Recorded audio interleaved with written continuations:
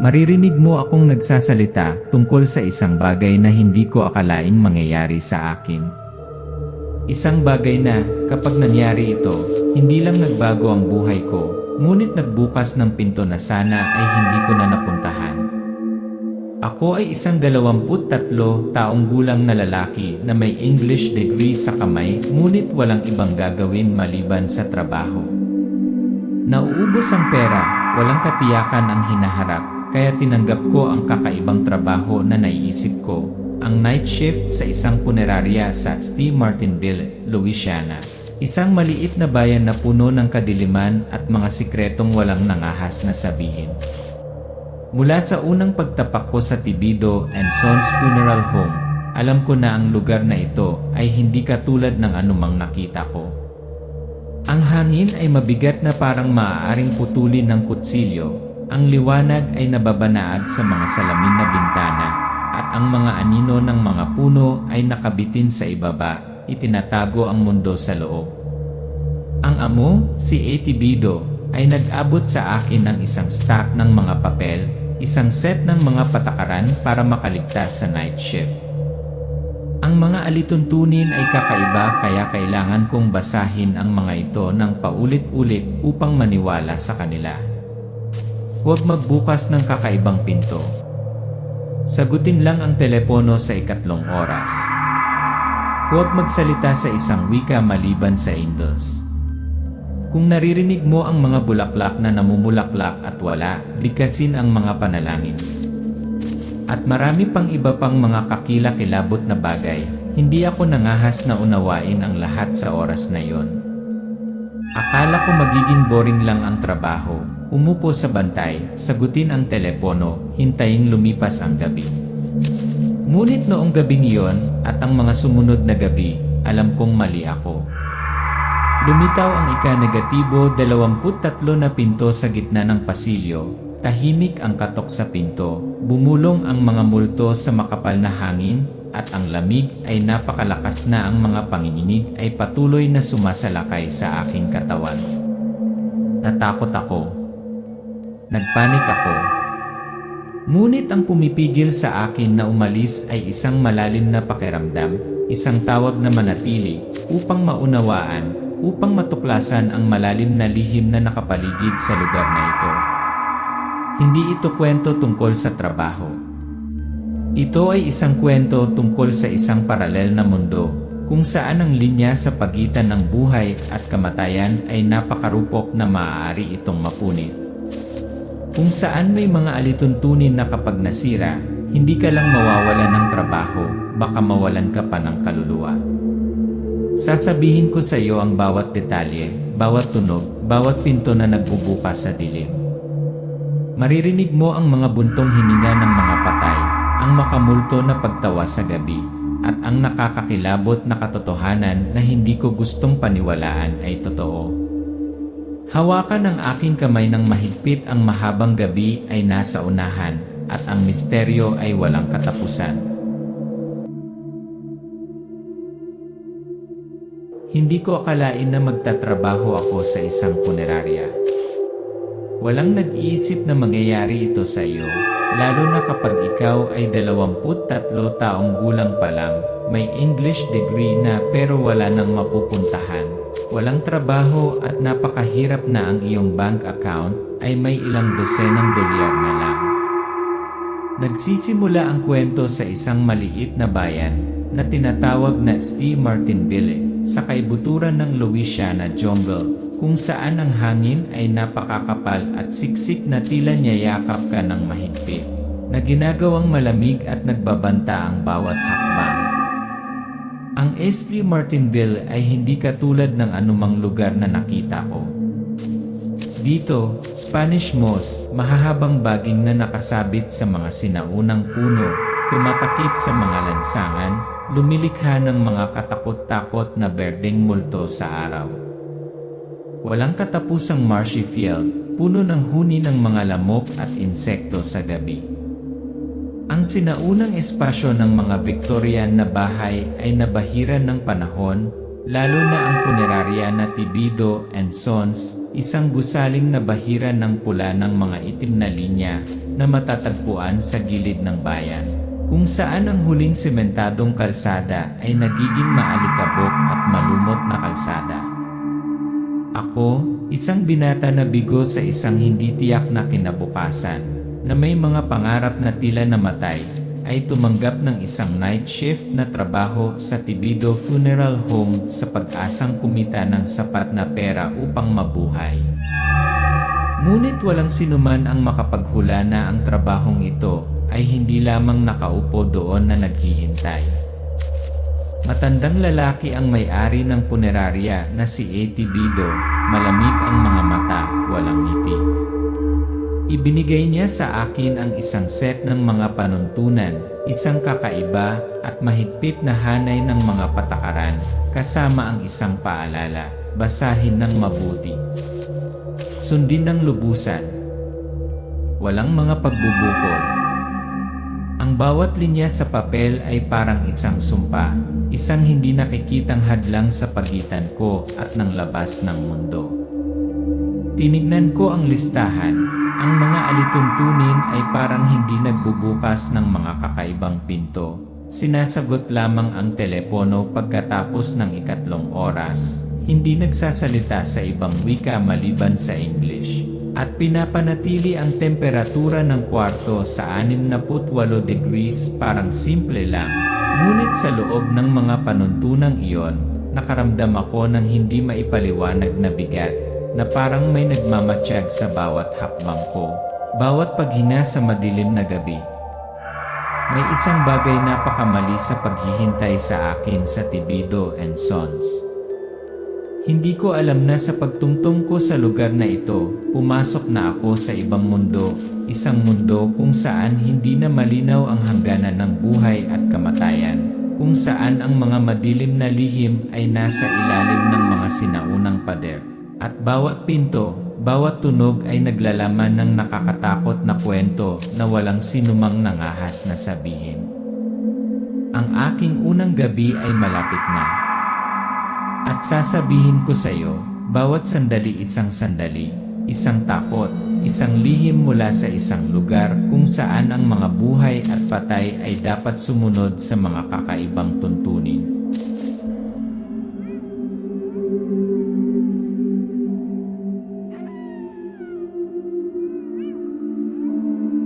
Pumasok ako sa Tibido Funeral Home noong 1:00 ng gabi, nang madilim ang kalangitan at ang lahat ay tila nahuhulog sa walang katapusang pagtulog. Sa labas, umaalingaw-ngaw sa matandang gubat ang huni ng mga insektong may halong huni ng mga kuwago. Sa loob, binalot ng malamig na espasyo ang espasyo. Ang malambot na dilaw na liwanag mula sa mga lampara sa kisam ay lumikha ng malalalim na guhit ng liwanag sa kupas na sahig na gawa sa kahoy. Panay ang tirik ng sinaunang orasan sa pasilyo, parang ang mabigat na paghinga ng bahay na bumubulong ng sinaunang lihim. Bawat oras ay umaalingaw-ngaw sa malayo, hindi karaniwang mahaba, na nagdulot ng pag-goosebumps sa aking mga braso. Umupo ako sa harap ng masalimuot na inukit na kahoy na reception desk, binuksan ang libro ng mga patakaran at binasa itong muli. Alam kong kailangan kong sundin ang bawat tuntunin ng walang paglihis. Ngunit mula sa mga unang minuto, may naramdaman akong kakaiba. Eksaktong 12:00 ng hating gabi, nagsimulang bumaba ang temperatura sa silid, mula 68 degrees pababa, ang lamig ay tumagos sa aking mga daliri. Mabilis akong tumakbo para tingnan ang aircon, balak kong i-reset ito sa tamang setting. Pero kakaiba ang tunog ng aircon, parang umuumbol sa sakit, hindi katulad ng anumang makina na narinig ko. Bigla kong nakita sa dulo ng pasilyo, kung saan mayroon lamang isang matibay na pader, isang maliit na itim na pinto ang tahimik na lumitaw. Ang ika-23 pinto, wala sa diagram, hindi binanggit sa alinman sa mga patakaran. Isang pakiramdam ng kakilakilabot ang bumangon sa loob ko, ngunit ang aking pagkamausisa ay nagtulak sa akin na humakbang palapit.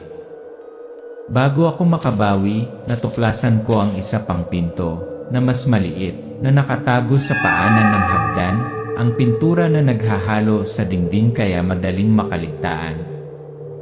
Hindi ko pa ito nakita sa mga nakaraang paglilibot. Parang nagbabago ang bahay, tumutugon sa presensya ko. Tumunog ang katok, regular, rhythmic, ngunit habang papalapit ako, walang tao sa labas.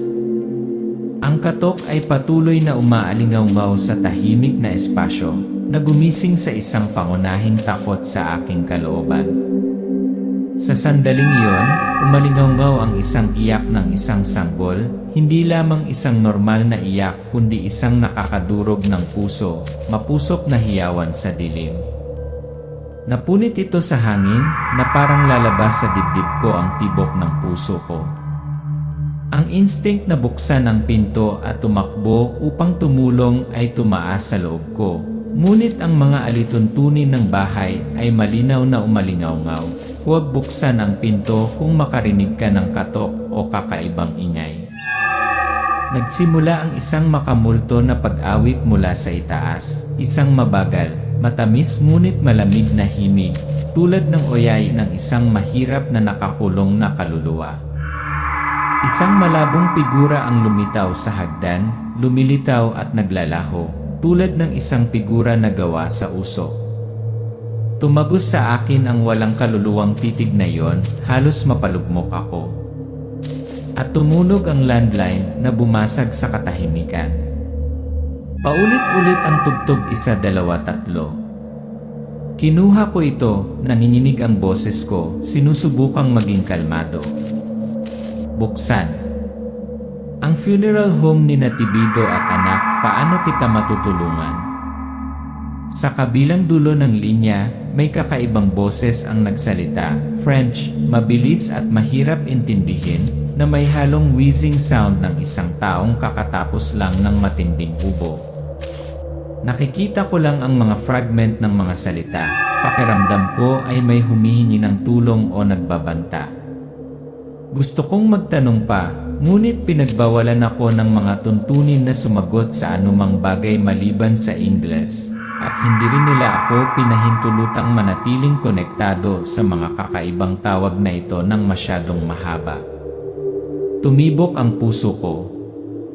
Tumutulo ang malamig na pawis sa aking noo. Naramdaman kong binabantayan ako. Tila pinalibutan ako ng hindi nakikitang mga anino na nagbabanta sa bawat kilos ko.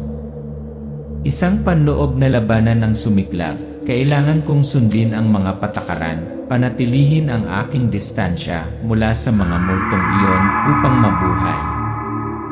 Ngunit tinawag ako ng aking likas na pagkatao upang buksan ang pinto, upang humingi ng tulong para sa mga tuyong iyak na iyon. Noong gabing iyon, hindi lang isang punerarya ang aking binabantayan. Pumasok ako sa isang buhay na bangungot kung saan ang bawat tunog, bawat liwanag, bawat hininga ay naglalaman ng hindi maipaliwanag, hindi maiiwasan.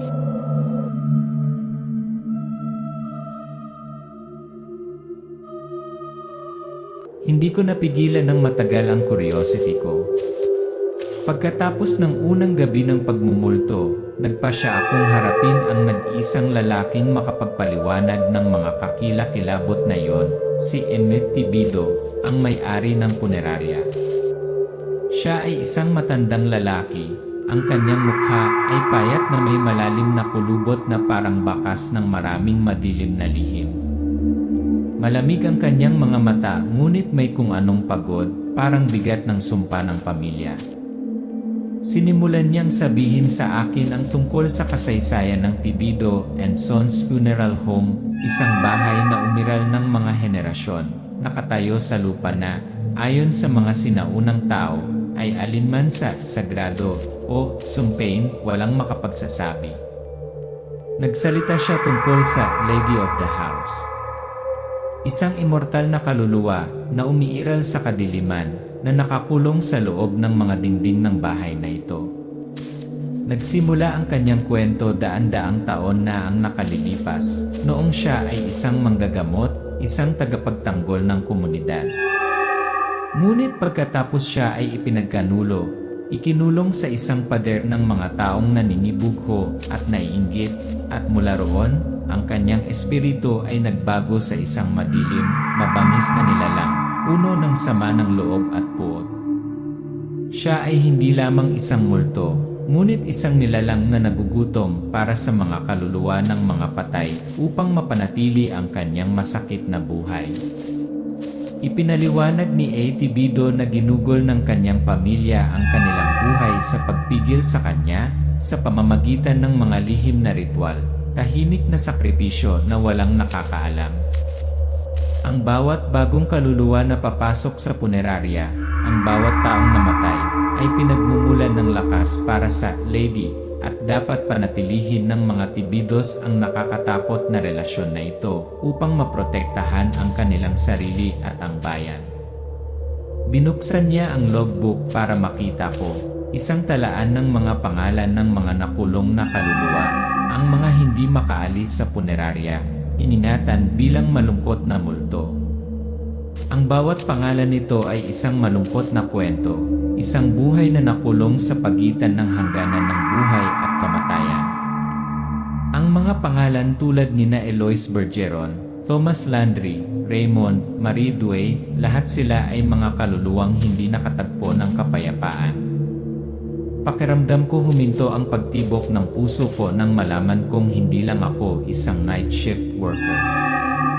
Nadala ako sa isang madilim na puwersa na lampas sa imahinasyon, isang kalagim-lagim na puyo ng tubig na walang paraan.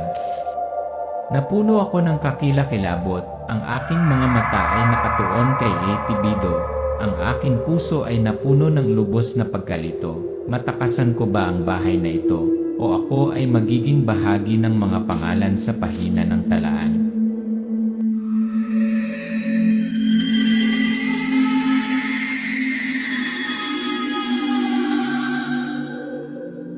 Ang silid ng bilangguan ay matatagpuan sa kaloob-looban ng punerarya, kung saan ang mga pader na ladrilyo ay bitak at ang dilim ay napakakapal na tila nilalamon ang lahat ng liwanag. Tumayo kami ni A.T. Bido, nakaharap sa hindi maikakailang presensya ng key lady of the house. Ang kanyang silweta ay malabo, maputi na parang mummy. Ang kanyang mahabang damit ay kumikislap na parang nasa ilalim ng tubig. Ang kanyang mukha ay maganda at nakakatakot. Ang kanyang mga mata ay puno ng puot at sakit. Ang kanyang oyayi ay hindi lamang isang oyayi, kundi isa ring sumpa. Isang panaghoy na umaalingaw-ngaw sa kalawakan, na nagpapavibrate sa bawat malamig na ladrilyo. Sa gitna ng madilim na silid na iyon, ang pilak na palawit, ang kayamanan ng pamilya Tibido, ang tanging maliwanag na lugar. Ito ay hindi lamang isang piraso ng alahas, ngunit ang tanging makapangyarihang bagay na kumokontrol sa nilalang na iyon. Nang hawakan ito ni A.T. Bido sa kanyang kamay, ang lady ay tila nakagapos, pinilit na huminto. Ngunit ang kapangyarihang iyon ay hindi walang limitasyon. Ang dingding na kinalalagyan ni Lady ay nagsimulang pumutok, sumisigaw ang mga ingay na umaalingaw-ngaw sa dilim habang dahan-dahan itong nabasag. Naramdaman ko ang isang kakilakilabot na kapangyarihan na tumataas, ang galit ng isang espiritu na nakakulong ng napakatagal. Bumuntong hininga si A.T. Bido, ang kanyang boses ay malungkot. Ang aming pamilya ay nakipagkasundo sa entidad na ito matagal na ang nakalipas, kapalit ng kasaganaan, proteksyon ng lupain at bayan, ngunit sa halaga ng mga kaluluwa ng mga patay. Taon-taon, dapat natin siyang kontrolin o ang lahat ay babagsak. Sa gitna ng tensyon, lumitaw si Euriaco, isang matandang babae. Ang matalas niyang mga mata ay tila nakikita ang lahat ng misteryo. Siya ang higit na nakaunawa sa mga alamat at sumpa ng rehiyong ito. Binalaan niya ako, ang kanyang boses na kasing seryoso ng humahagupit na hangin sa gabi. Kung gusto mong iligtas ang iyong buhay, umalis ka sa lugar na ito bago pa huli ang lahat. Walang makakatakas kay Lady kapag nakapagdesisyon na siya. Nakatayo ako doon, tumibok ang puso ko, bumubuhos ang malamig na pawis sa noo ko. Ang bigat ng responsibilidad ay nasa aking mga balikat, ang takot ay nasa aking kaluluwa. Ngunit kasabay nito ay may pagnanais para sa kalayaan, isang marupok na liwanag sa malawak na kadiliman. Ang paghaharap na iyon ay hindi lamang isang labanan sa mga multo, ito rin ay isang labanan sa pagitan ng buhay at kamatayan, sa pagitan ng nakaraan at hinaharap, sa pagitan ng pagkaalipin at pagpapalaya.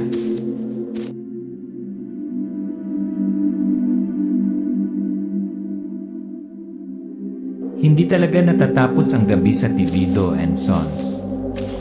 Kahit sumikat ang araw, ang mga anino ay nananatili sa aking isipan, gumagapang sa aking mga panaginip.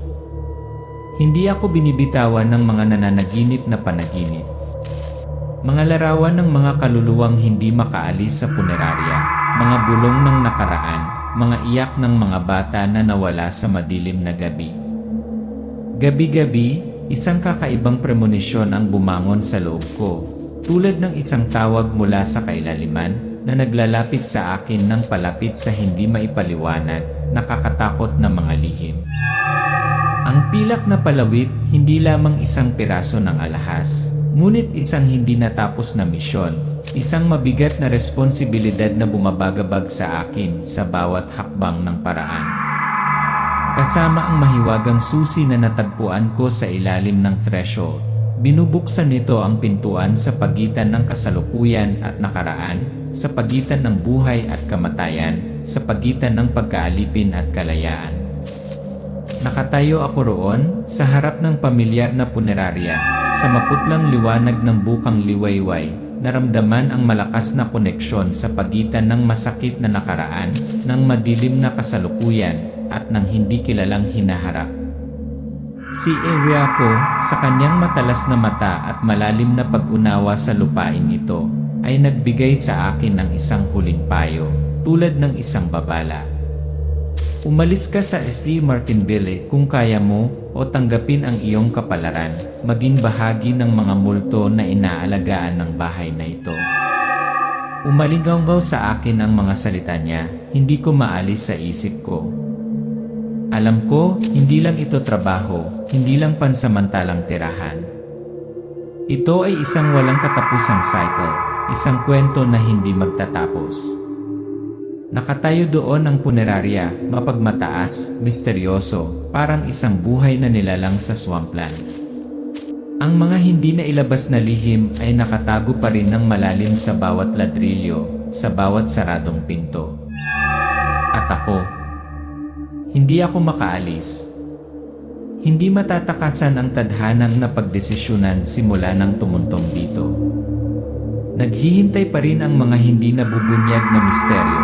Ang mga supernatural na puwersa ay nagkukubli pa rin sa kadiliman. At ako, isang maliit na bahagi lamang ng walang katapusang kwentong ito.